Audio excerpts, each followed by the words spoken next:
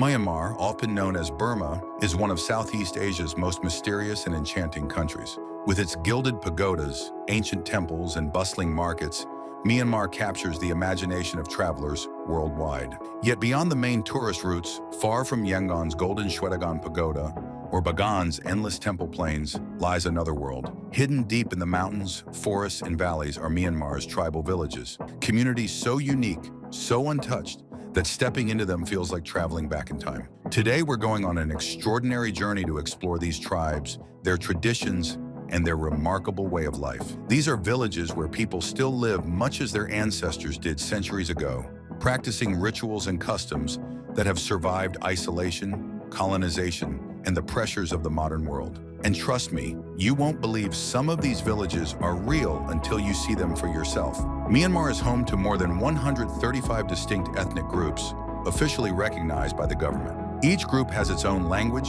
dress, beliefs, and traditions. While cities like Mandalay and Yangon are melting pots of these cultures, the real heart of ethnic diversity beats in the remote countryside. From the Shan Highlands to the Chin Mountains, from the Kayan villages on the Thai border to the Naga tribes near India, each region tells a story of resilience and identity. For centuries, geography protected these tribes. Dense jungles, rugged mountains, and rivers made travel difficult, keeping villages isolated. In these secluded pockets, customs flourished without outside interference. The result? Some of the most fascinating tribal practices you'll ever encounter. Let's begin with one of the most visually striking tribes in Myanmar, the Kayan people, often referred to as the long-neck women. Nestled in the hills near the Thai-Myanmar border, Kayan villages are famous for the brass coils worn by women around their necks. Starting from a young age, girls begin wearing these rings, and as they grow older, more coils are added. Contrary to popular belief, the rings don't actually stretch the neck. Instead, they press down the collarbones and ribs, creating the illusion of an elongated neck. Why do they do it? Tradition and beauty. For the Kayan, the long neck is a symbol of cultural identity and pride. Some legends say the rings protect women from tiger attacks, while others suggest it was a way to discourage slave traders. Whatever the origins, today the coils represent continuity, an unbroken chain linking past to present. Walking through a Kayan village, you'll see women weaving vibrant textiles, their brass coils glinting in the sunlight. Children run barefoot through dusty lanes, while elders sit in bamboo houses smoking cheroots. It's a surreal, almost dreamlike sight, yet for them, it's just daily life.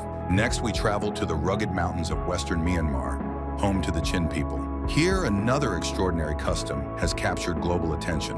Women with faces completely covered in tattoos. This practice dates back hundreds of years. According to local lore, the tattoos were originally meant to protect women from being abducted by invaders or kings who sought to take the most beautiful women as concubines. By tattooing intricate patterns across their faces, the women made themselves undesirable to outsiders, safeguarding their freedom and their community's honor. But over time, the practice transformed into something else, a rite of passage, a mark of beauty, and a proud cultural symbol. Each Chin subgroup developed its own designs: dots, spiderweb patterns, full shading. The tattooing process was painful, done with thorns and natural ink, yet women endured it with pride. Today, younger generations no longer follow the custom, meaning the tattooed women you see are often elders, the last living links to this tradition. Meeting them is like looking into a living museum, where every line on their faces carries the weight of history. Heading north toward the border with India, we enter the realm of the Naga tribes, a people once feared as fierce warriors and headhunters. Yes, you heard that right. Headhunting was a practice among the Naga until the mid-20th century. Taking the head of an enemy was believed to capture their spirit and bring prosperity to the village. Though the practice has long been abandoned, the warrior spirit of the Naga lives on in their festivals, dances, and elaborate dress. Visit during the annual Naga New Year festival, and you'll witness a spectacle unlike any other. Men clad in feathered headdresses, boar tusks, and colorful beads perform energetic dances, reenacting ancient battles and rituals. Women wear hand-woven skirts adorned with shells and beads, singing songs that echo through the hills. The atmosphere is electrifying, a mix of pride, history, and sheer cultural power. Walking through a Naga village, you can still see traditional longhouses, each decorated with animal skulls and carvings that tell stories of bravery. Though modernization has reached them, the Naga remain fiercely proud of their heritage,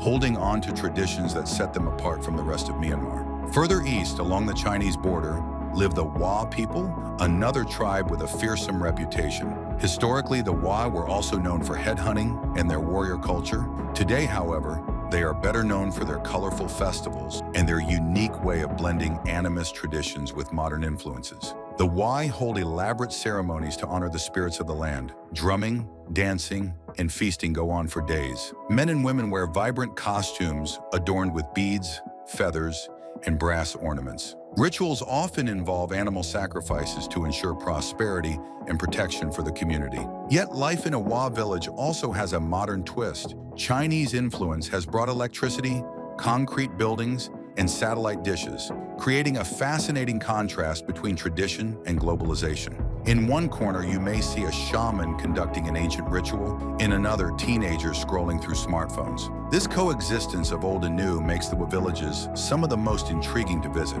Shifting away from the mountains, we glide into the watery world of Inle Lake, where the Intha people live in stilt houses rising above the water. Known as the leg rowers of Myanmar, Intha fishermen have perfected a one-legged rowing technique that allows them to stand at the stern of their boats, wrapping one leg around an oar while using their hands to cast nets. It's a graceful, almost balletic motion unique to this community.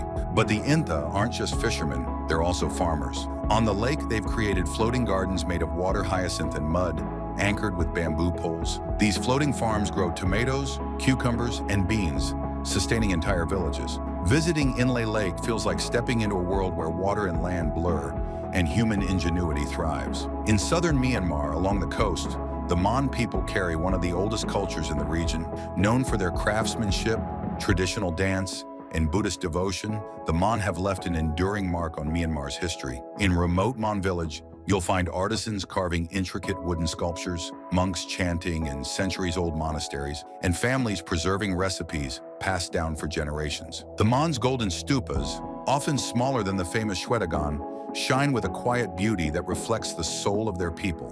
While not as visually shocking as the Kayan or Chin traditions, the Mon represent the depth of Myanmar's spiritual and artistic heritage. What makes these villages truly remarkable is not just their traditions, but the way they survive in harmony with nature. Many tribes live without electricity, modern plumbing, or paved roads. Daily life revolves around farming, weaving, fishing, and community rituals. Hospitality is universal. Guests are welcomed with tea, food, and smiles, even if language barriers remain. Yet these communities also face challenges. Modernization, migration, and political conflict threaten traditional lifestyles. Some young people leave for cities, seeking education and jobs, while elders struggle to pass down knowledge. Tourism brings both opportunity and risk. It can provide income, but also risk turning culture into a spectacle. The balance between preservation and progress is delicate. Traveling through Myanmar's tribal villages feels like a step into timelessness. You see resilience in the Chin women's tattoos,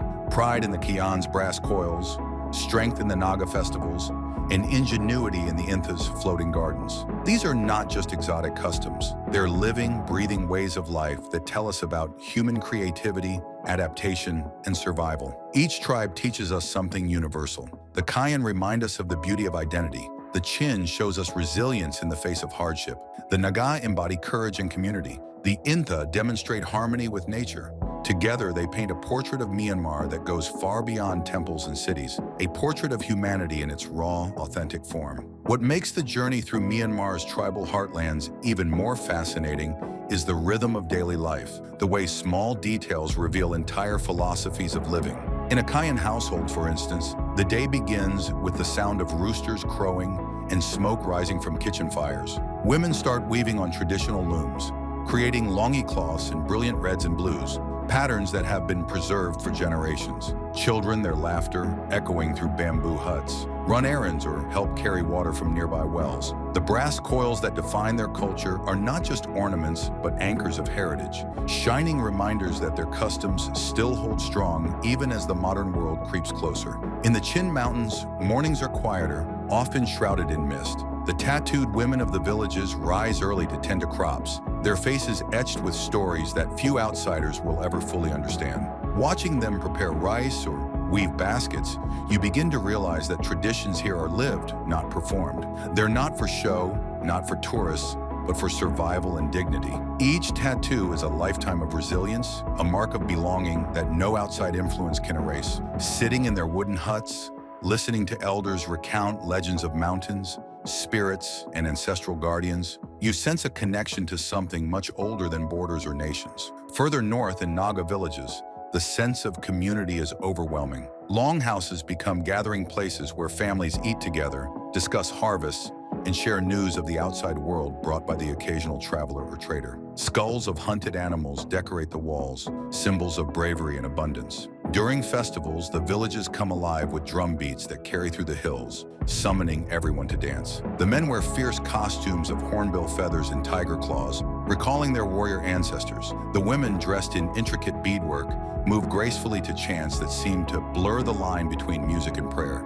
Watching these celebrations, you realize that culture here isn't just memory, it's alive, pulsing through every song, every dance, every ritual. In Wa territory, the blending of tradition and modernity feels almost surreal. You might walk through a village where elders still practice animist rituals, making offerings of rice and chicken blood to forest spirits, while in the next house, teenagers are listening to pop music on a smartphone. The Wa embody the tension between holding on to the old ways and adapting to the new. Their festivals remain wild, with entire villages feasting on roasted pork and millet wine, drumming until dawn. Yet even as they dance around bonfires, electric lights glow in the distance, a reminder that no culture exists in isolation anymore. Then there are the Intha of Inle Lake, perhaps the most poetic of all Myanmar's tribes. The sight of leg-rowing fishermen silhouetted against a glowing sunset feels like a painting come to life. With one leg wrapped around an oar and both hands free to cast their cone-shaped nets, they move with a balance that seems impossible until you see it. The floating gardens, too, are wonders of ingenuity. Plots of fertile earth suspended on water, growing tomatoes that taste fresher than anywhere else in the country. Life here is inseparable from the lake, every action tied to its tides, its rhythms, its moods. When you drift past the stilt houses on a long wooden boat, you hear the hum of daily chores, the clatter of pots, the laughter of children splashing in the water, the low voices of fishermen planning tomorrow's catch. It's a harmony that feels fragile yet enduring, a reminder of humanity's ability to live with, not against, nature. And in the southern Mon villages, the spiritual devotion of the people shines through every detail of daily life. Small golden stupas rise on hilltops, gleaming in the morning light, while monks in saffron robes walk silently through villages collecting alms. In simple kitchens, families prepare meals of rice and fish curry, always with enough to offer to visitors or neighbors. Artistry is everywhere, in the wooden carvings of temples, the delicate patterns painted on pottery, the rhythmic dances performed at local festivals. Here, culture is not just preserved, it is celebrated, constantly renewed through ritual, faith, and craft. Traveling across all these regions, what strikes you most is the warmth of the people. Despite poverty, isolation, and decades of political struggles, hospitality remains unshaken. Guests are welcomed with food, tea, and genuine smiles. In remote villages where electricity is scarce and roads are nothing more than dirt paths, generosity thrives. A visitor might be offered the best seat in the house, a steaming cup of green tea, or even a place to sleep, despite the host having little to spare.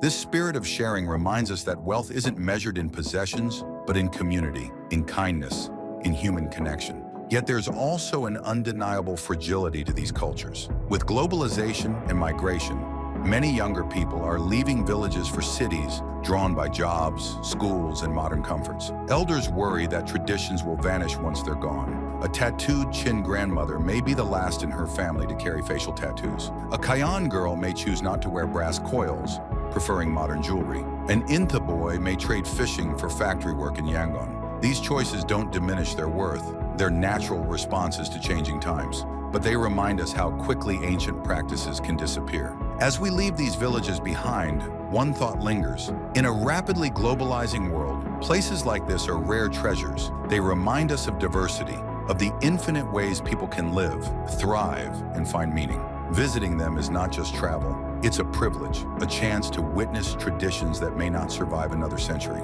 So if you ever find yourself in Myanmar, go beyond the beaten path. Seek out the villages, listen to their stories, and immerse yourself in their world. Because here, in the hidden corners of the country, you'll discover that the greatest wonders aren't monuments of stone or gold, but the people who keep their heritage alive against all odds.